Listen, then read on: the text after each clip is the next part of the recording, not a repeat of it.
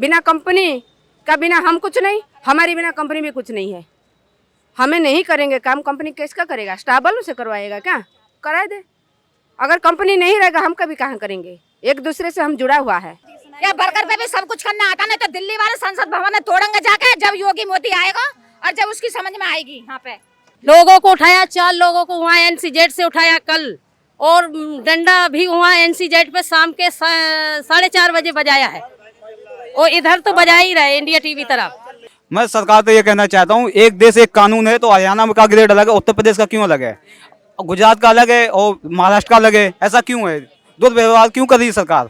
नमस्कार, news click में स्वागत है। आप जानते हैं जिस तरीके से सोमवार को नोएडा के अंदर मजदूर आए और उनका गुस्सा इतना भड़का जो कई जगह पर आगजनी की घटनाएं भी, हालांकि जो व्यापक इतना बड़ा आंदोलन था और पिछले कई दिनों से चल रहा था, इसमें अचानक ऐसी हिंसा क्यों हुई, इसके पीछे कारण क्या था, ये तो एक जांच का विषय है। लेकिन आज यानी कि 13 तारीख के बाद 14 तारीख को आज हम फिर नोएडा इंडस्ट्रियल एरिया में आए हैं, जो चाहे वो फेज़ 2 का हो, चाहे इसके अलावा जो नोएडा स्पेशल इकोनॉमिक जोन के इलाके हैं उनमें भी गए हैं। वहाँ जाके हम देखने की कोशिश कर रहे हैं आज क्या माहौल है, क्या मज़दूरों में आज भी गुस्सा है, जो कि सरकार ने कल के प्रदर्शन के बाद, जो कि इतना बड़ा प्रदर्शन था जिसमें हज़ारों की संख्या में मज़दूर पूरे नोएडा में, किसी एक कंपनी की बात नहीं है, किसी एक फैक्ट्री की बात नहीं है, हर एक फैक्ट्री से हर एक वर्कर निकला, हर तरह का वर्कर, महिला पुरुष एक साथ निकले।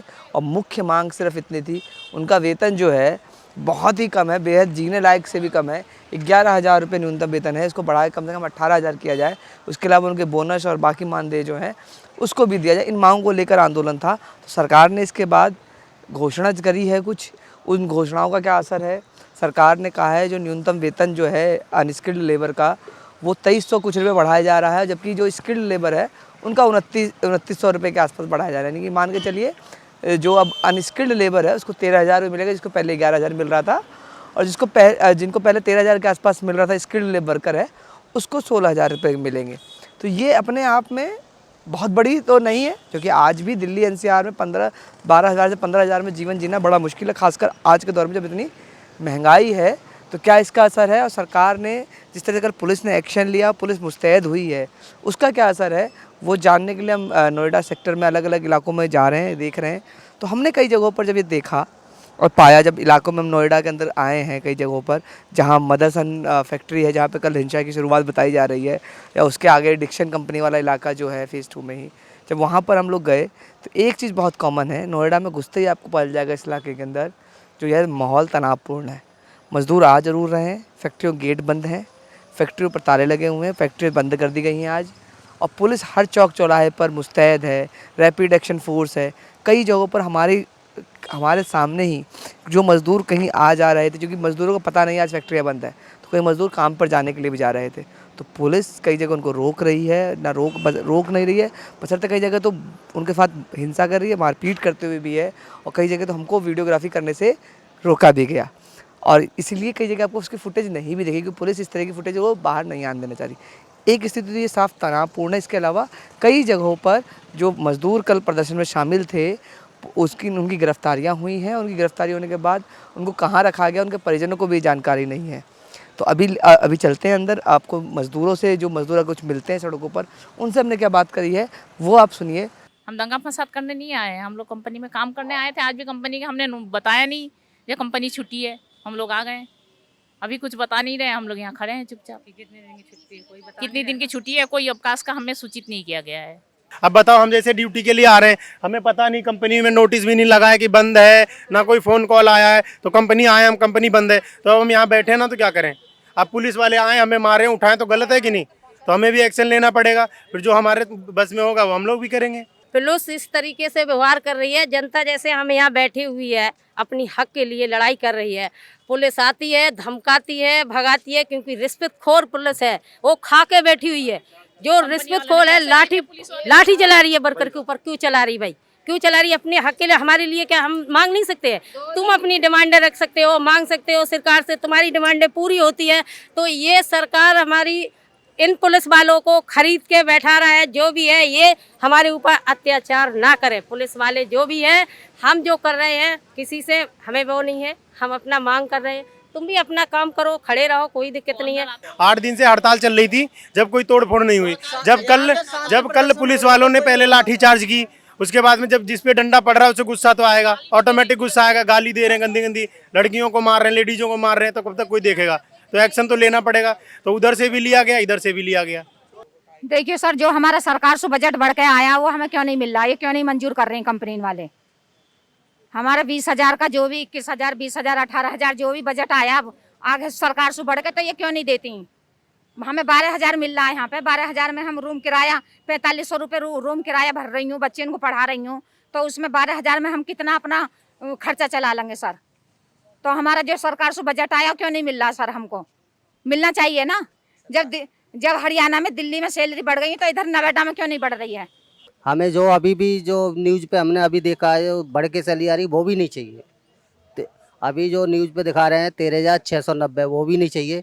हमें जो चाहिए 18-20 चाहिए। हाँ, कम से कम 18 चाहिए। काम घंटा टारगेट देती हैं, 8 घंटे काम कराती हैं, ओवर टाइम देती हैं तो 12 घंटे काम कराती हैं, तो पूरा महीना काम करती हैं, वही बनती है 15,000 14,000 सैलरी पूरे महीने की, ओवर टाइम लगा करके। काम के दबाव भी है, प्रेशर भी है, और काम का दबाव भी है। उसको धमकी दिया जाता है, तुम्हें भगा दिया जाएगा। टारगेट है मतलब कंपनी में, अगर मतलब जरूरत से ज्यादा काम लेने का टारगेट क्या होता है? जैसे उन्होंने लिख के दिया 50 पीस, हम 35 पीस बना रहे हैं, तो उसके लिए हमें टॉर्चर किया जाता है। यहाँ कोई बोलता है तो उसको भगाने के लिए धमकी देते हैं, भगा देंगे हम। गेट पास बनाओ, भगाओ इन्हें, कुछ भी नहीं देते हैं, भगा दो। पैसा बढ़ रहा है, डीजल पे भी बढ़ रहा है, पेट्रोल पे भी बढ़ रहा है, हर चीज पे बढ़ रहा है, पर हमारी सैलरी क्यों पीछे रह रही है? वो हमारी चीज सरकार हमें नियम दे। अगर सरकार की लापरवाही है तो सरकार अपनी लापरवाही सुधारे, हमें हमारा हक चाहिए। मकान मालिक हर साल पैसा बढ़ता है। मकान मालिक के ऊपर कोई कार्रवाई करा है सरकार ने? सरकार ने मकान मालिक के ऊपर कोई कार्रवाई करा है? राशन पानी में हमें इतना दिक्कत हो रहा है। आज रास्ता बना, ऑटो वाला 20 रुपया कर दिए। हम पैदल भी आते हैं क्योंकि 10 रुपया हमारा बच जाए। हम 10 रुपया बचाने के चक्कर में हम भंगल से यहाँ तक पैदल भी आते हैं, पैदल जाते रहे।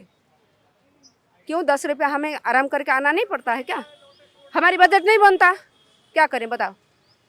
अगर सरकार को इतना हाथ जोड़ के अनुरोध कर रही हूँ, अगर इतना सरकार हम लोग अगर वोट नहीं देंगे, सरकार किस बात की है? हमारी एक एक वोट के लिए तो आगे बोलते हैं, उसी टाइम तो सरकार बहुत पैसा लूटा देता है, खरीद लेता है वोट। हम मजबूरी है कि हम बिक जाते हैं। अगर हम ना बिके तो सरकार किस बात की है, ये बताओ। हमारा काम है, तोड़ फोड़ नहीं है सर। हमारा काम है, हमारी मांगे पूरी हो, हम लोग काम करेंगे। 5 रुपया बोनस दिवाली में हंगामा करके हम लेके जाते हैं, लाइन लगा के खड़े होके। हाँ, बोनस के टाइम वो भी 500 रुपया देते हैं, खुशी खुशी से मिठाई का डब्बा और 500 रुपया देते हैं। हम जाते हैं बिना हंगामा नहीं, हंगामा करके, ठीक है। और आप जो बोले हो सरकार है, सरकार जो महंगाई करता है तभी पूरा यूपी में अलग करता है क्या? यूपी में तो अलग नहीं करता, हरियाणा का अलग नहीं करता, उड़ीसा का अलग नहीं करता। हम कहाँ से आ गए, कहीं बिहार से, कहीं उड़ीसा से, कहीं बंगाल से यहाँ पे पड़े हैं 2 पैसा कमाने। भाई मैं कह, जब तक सैलरी लागू नहीं होगी हम काम नहीं करेंगे। ऐसी कंपनी के बाहर आके बैठेंगे, ना किसी को करने देंगे ना करेंगे। 20 से 22,000 रुपये हमारी सैलरी होनी चाहिए। जब 400 रुपये किलो गैस हो सकती है तो हमारी सैलरी क्यों नहीं बढ़ सकती है? हम कहाँ से खाएंगे, कहाँ से कमाएंगे, क्या करेंगे बताओ आप ही।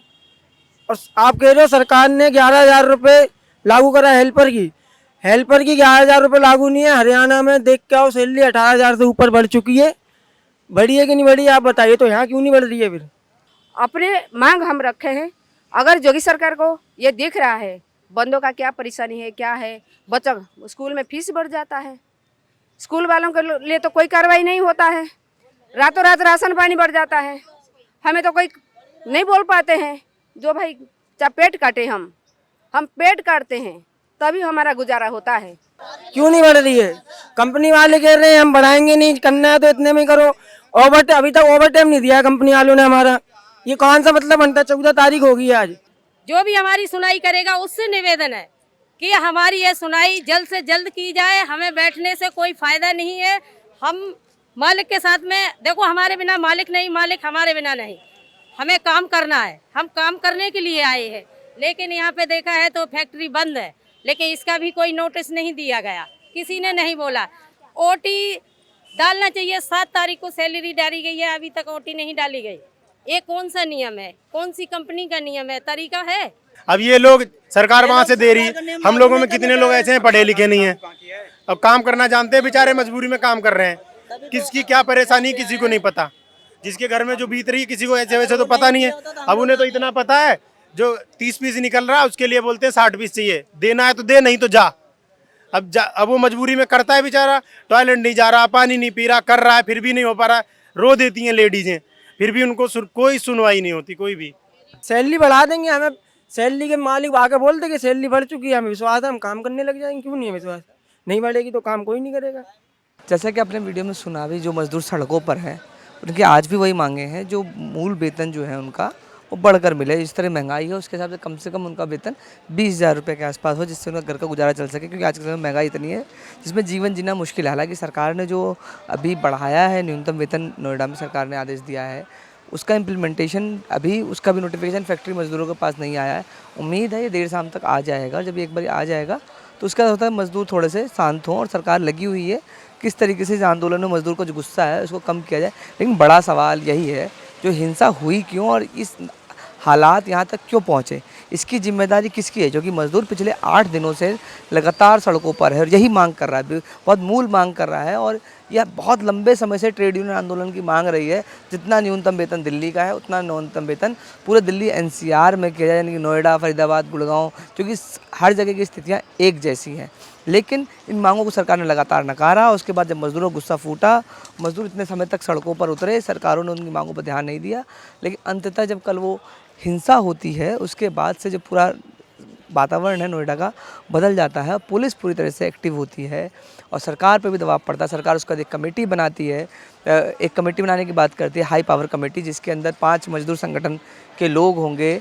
इसके अलावा 3 फैक्ट्री मालिकों के पक्ष के होंगे। बाकी इसके अलावा जो इसमें अधिकारी होंगे, सरकारी अधिकारी शामिल रहेंगे।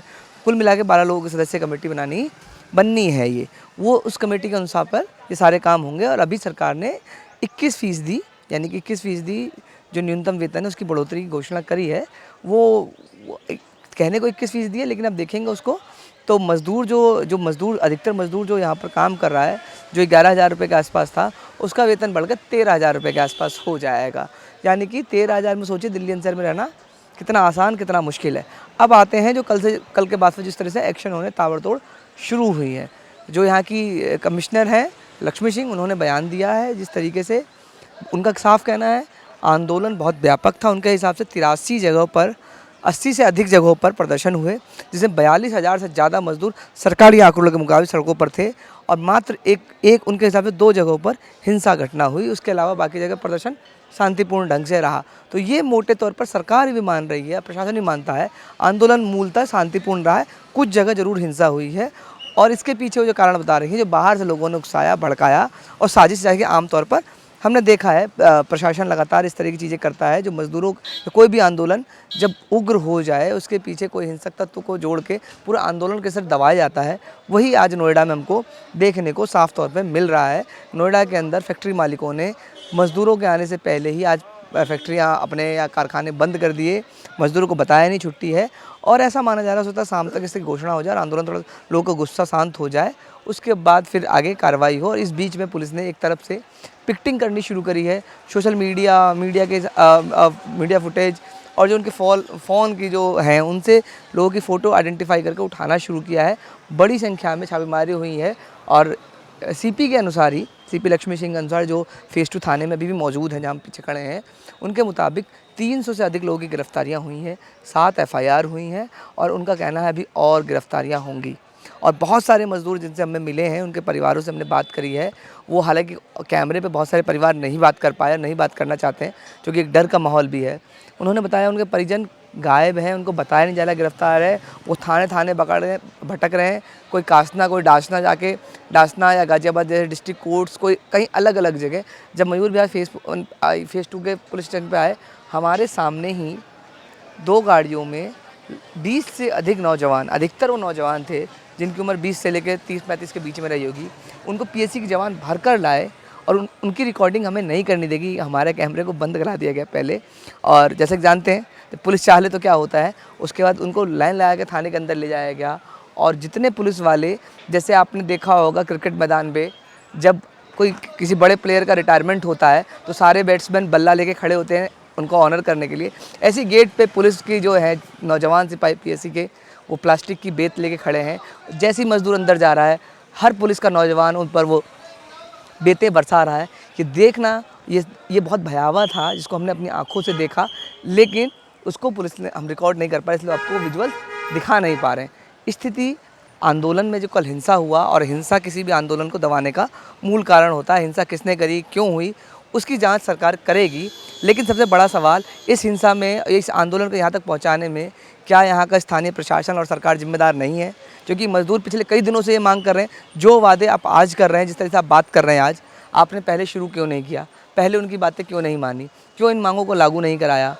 जब आप देख रहे हैं इस तरह के हालात है और आज जब हिंसा हो रही, सारा दोष मजदूर को मर देना, ये कहाँ तक जायज़ है? अभी नोएडा में जो अपडेट थे यही हैं। यहाँ पे बाकी जो भी अपडेट होंगे न्यूज़ क्लिक आपके बीच में लेकर आता रहेगा। अभी के लिए बस इतना ही। देखते रहिए न्यूज़ क्लिक। बहुत बहुत धन्यवाद।